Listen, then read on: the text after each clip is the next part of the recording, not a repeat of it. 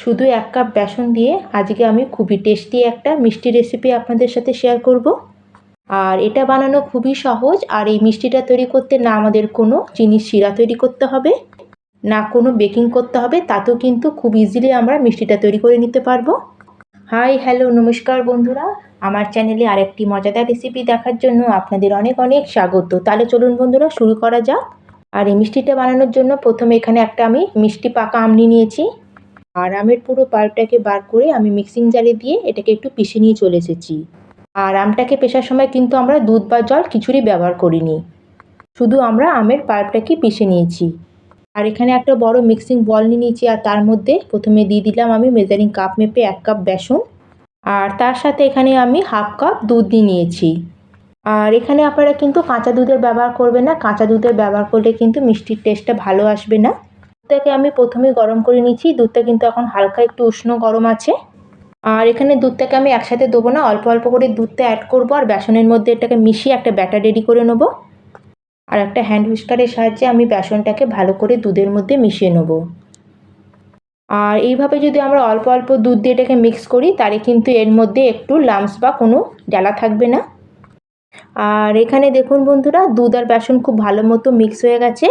এখানে কিন্তু এটাকে আমরা খুব বেশি পাতলা করব না, আমি হাফ কাপই দুধ নিয়েছিলাম এখানে। আর প্রথমে এইভাবে এটাকে মিক্স করা হয়ে গেলে এখন আমি এর মধ্যে অ্যাড করে দেবো 2 চামচ মতো ডেসিকেটেড কোকোনাট।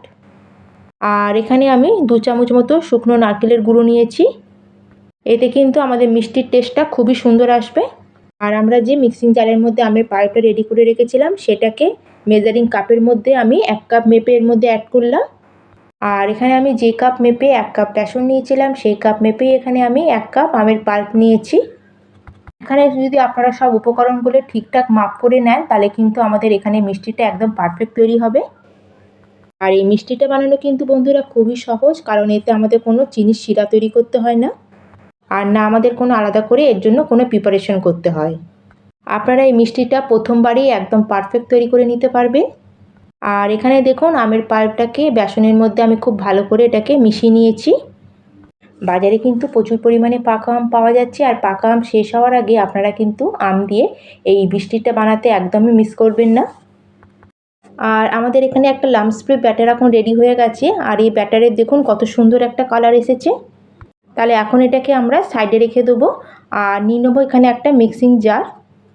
আর জারের মধ্যে এখন আমি মিষ্টির জন্য দিয়ে দিচ্ছি এখানে চিনি। যতটা আপনারা এখানে বেসন নেবেন ততটা মাপ করে আপনারা এখানে চিনির ব্যবহার করবেন। আর আপনারা যদি কম মিষ্টি খেতে পছন্দ করেন তাহলে কিন্তু এখানে আপনারা আর একটু মিষ্টি কমিয়ে নিতে পারেন। আর তার সাথে এখানে 2খানা এলাচকে আমি একটু মুখ ভেঙে দিয়ে দিয়েছি। আর এখন আমাদের চিনিটাকে পিষে নিয়ে চলে আসতে হবে। একদম ফাইন কিন্তু পাউডার আমাদের এখানে চিনিটার বানিয়ে নিতে হবে। আর পাউডারটা তৈরি হয়ে গেছে, এখন এটাকেও আমি সাইডে রেখে দেবো। আপনারা বরফিগুলো বানানোর পরে যে পাত্রের মধ্যে বরফিটাকে সেট করবেন সেটা কিন্তু আগের থেকে একটু তেল দিয়ে গ্রিস করে নেবেন। আর এখানে আমি একটা কেক টিন নিয়েছি, আর কেক টিনটাকে সামান্য একটু তেল দিয়ে আমি একটু গ্রিস করে নেব। আর আপনারা চাইলে আপনাদের ঘরে থাকা স্টিলের থালাও এখানে ব্যবহার করতে পারেন। আর এখানে আমি একটা উপর দিয়ে বাটার পেপার লাগিয়ে নিলাম। আপনারা যদি বাটার পেপার দিতে না চান তাহলে আপনারা ডাইরেক্টও থালার মধ্যে তেল লাগিয়ে তার উপরেও আপনারা বরফিটা সেট করতে পারেন। আর বন্ধুরা, আপনারা যদি রেসিপি দেখতে দেখতে এতদূর চলে এসে থাকেন অবশ্যই একটা লাইক করে দেবেন, আর রেসিপিটা ভালো লাগলে অবশ্যই একটা হাইপও করে দেবেন। আর এখন আমি কেক টিনটাকে সাইডে রেখে নিয়েছি, আর এখন গ্যাসে একটা আমি কড়াই বসিয়ে নিয়েছি। আর এখন আমি কড়াইয়ের মধ্যে প্রায় হাফ কাপ মতো দেশি ঘি ব্যবহার করেছি। আর আপনারা চাইলে এখানে অর্ধেকটা তেল অর্ধেকটা ঘিরও ব্যবহার করতে পারেন। আর এখানে আমি কিন্তু পুরো ঘিরই ব্যবহার করেছি, কারণ ঘিতে কিন্তু মিষ্টির টেস্টটা খুবই সুন্দর আসে। আর ঘিটা যখন হালকা একটু গরম হয়ে যাবে তখন আমরা যে আমার বেসনের যে ব্যাটারটা রেডি করে রেখেছিলাম সেটাকে আমরা পুরো ঘির মধ্যে অ্যাড করে দিলাম। আর এখানে কিন্তু ঘিটা খুব বেশি গরম করবেন না, যখন ঘিটা হালকা গরম হবে তখনই কিন্তু আমাদের এখানে আর বেসন আর দুধের যে ব্যাটারটাকে অ্যাড করতে হবে। আর গ্যাসের ফ্লেমটাকে এই সময় আমরা মিডিয়ামে রেখে এখন পুরো ঘিয়ের মধ্যে আমরা বেসনটাকে একটু ভেজে নেব।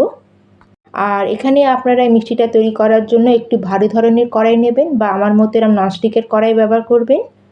কারণ যদি একটু পাতলা ধরনের কড়াই আপনারা ব্যবহার করেন এই মিষ্টিটা তৈরি করার সময় কিন্তু এটা কড়াইয়ের নিচে লেগে যাবে, তখন কিন্তু আপনাদের মিষ্টিটা তৈরি করতে খুব বেশি অসুবিধা হবে।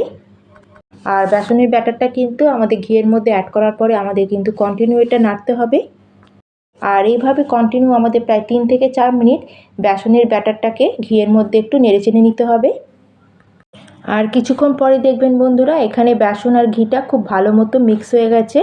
আর এখানে দেখুন কন্টিনিউ কিছুক্ষণ নাড়ানোর পরে বেসনটা কতটা গাঢ় হয়ে গেছে আর পুরো এখানে ঘিটাকে অ্যাবজর্ব করে নিয়েছে।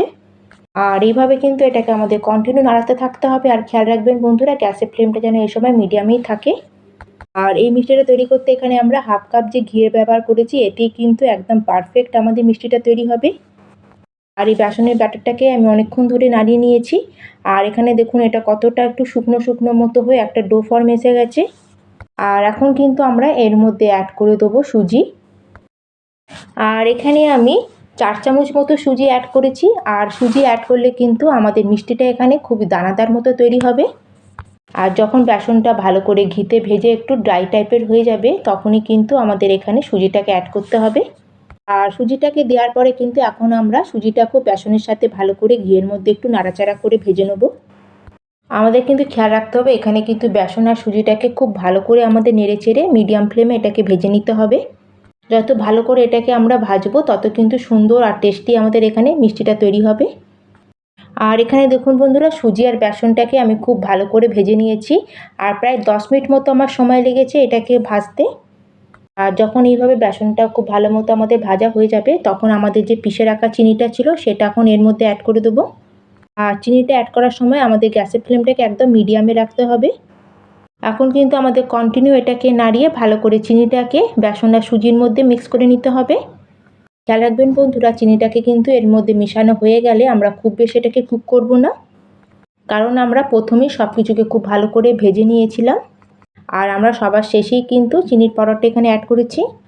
আর চিনির পাউডারটা ভালো করে যখন মিশে যাবে সঙ্গে সঙ্গে কিন্তু আমাদের গ্যাসের ফ্লেমটাকে বন্ধ করে দিতে হবে। আর যেহেতু এখানে আমাদের মিক্সারটা খুব গরম আছে চিনির পাউডারটা খুব সুন্দরভাবে আর তাড়াতাড়ি কিন্তু এর মধ্যে মিক্স হয়ে যাবে। আর এখানে কিন্তু চিনির পাউডারটাকে দেওয়ার পরে আমি খালি মিক্সারের মধ্যে মিক্স করি, গ্যাসের ফ্লেমটাকে অফ করে দিয়েছি। আর এখানে কিন্তু বরফি সেট করার জন্য আমাদের এখানে মিক্সারটা একদম রেডি হয়ে গেছে।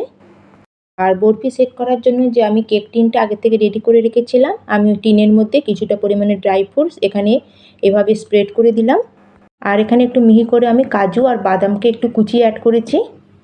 আপনারা আপনাদের পছন্দ অনুযায়ী যে কোনো ড্রাই ফ্রুটস এর মধ্যে অ্যাড করতে পারেন।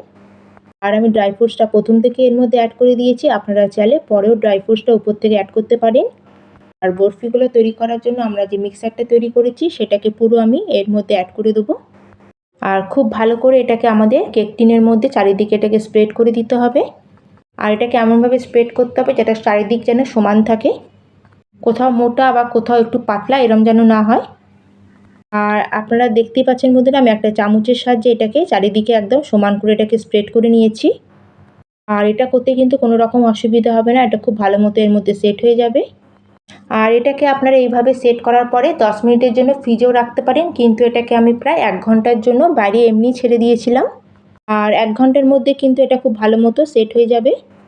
আর আপনাদের যদি হাতে সময় কম থাকে তাহলে আপনারা 10 মিনিটের জন্য এটাকে ফ্রিজেও রাখতে পারেন। আর এই দেখুন বন্ধুরা আমি 1 ঘন্টা পর আপনাদের দেখাচ্ছি এটা কত সুন্দর ভালো মতো সেট হয়ে গেছে। আর এখন এটাকে আমি 1 ঘন্টা পর এটাকে পিস করে কেটে নেব। আপনারা চাইলে যে কোনো শেপে এটাকে কেটে নিতে পারেন, কিন্তু আমি আজকে এই বরফিটাকে একটু ডায়মন্ড শেপ করে কেটে নিচ্ছি। আর এইভাবে মিষ্টিগুলো কেটে নিলে কিন্তু দেখতে খুব সুন্দর লাগে, একদম বাজার থেকে কেনা মনে হয়। আর বরফিগুলোকে সব কেটে নেওয়ার পরে একটা বরফি আপনাদের আমি বার করে দেখাচ্ছি। দেখুন বন্ধুরা এখানে দেখুন কত সুন্দর আমাদের বরফিটা বাইরে বেরিয়ে এসেছে। একটাও কিন্তু বরফি আপনাদের এখানে খারাপ হবে না, একদম পারফেক্ট এখানে বরফিগুলো তৈরি হয়েছে। আর মার্কেটের থেকেও খুবই টেস্টি বরফি আপনারা ঘরেই এভাবে বানিয়ে নিতে পারবেন। আর তাও কত সহজভাবে আর কম উপকরণ দিয়ে তৈরি হয়ে গেল। আপনারা যদি সব কিছুকে একদম ঠিকঠাক ফলো করে বানান তাহলে আপনাদের এখানে মিষ্টিগুলো একদম পারফেক্ট তৈরি হবে। আর এই মিষ্টিগুলো তৈরি করতে আপনাদের কোনো অসুবিধাও হবে না। আর এইভাবে আমি সব বরফিগুলোকে এক এক করে কেটে বার করে নেব। আর এখানে দেখুন বন্ধুরা আমি একটা প্লেটের মধ্যে সব আমাদের মিষ্টিগুলোকে আমি বার করে নিয়েছি। আর এই মিষ্টিগুলো খুবই টেস্টি আর তার সাথে খুবই সফট তৈরি হয়। তাহলে বন্ধুরা আজকের আমার এই মিষ্টি রেসিপি আপনাদের কেমন লাগলো অবশ্যই কিন্তু আমাকে কমেন্ট করে জানাবেন। আর ভালো লাগলে লাইক করবেন, শেয়ার করবেন, আর চ্যানেলে যদি নতুন থাকেন প্লিজ চ্যানেলটিকে সাবস্ক্রাইব করে দেবেন। আর এখানে আপনাদের দেখাচ্ছি দেখুন বন্ধুরা মিষ্টিটা কতটা পারফেক্ট তৈরি হয়েছে। বাড়িতে যদি কোনো রকম অনুষ্ঠান থাকে বা পুজো থাকে আপনারা ঘরে কিন্তু এইভাবে মিষ্টিগুলো তৈরি করে নিতে পারবেন। আর এখানে দেখুন বন্ধুরা একটা মিষ্টি আমি আপনাদের ভেঙে দেখাচ্ছি, দেখুন আপনারা দেখলেই বুঝতে পারবেন কতটা সুন্দর তৈরি হয়েছে। তাহলে বন্ধুরা আজকের মতো আমি এখানেই শেষ করলাম, আবার চলে আসবো এরম একটা নতুন মজাদার রেসিপি নিয়ে। ধন্যবাদ।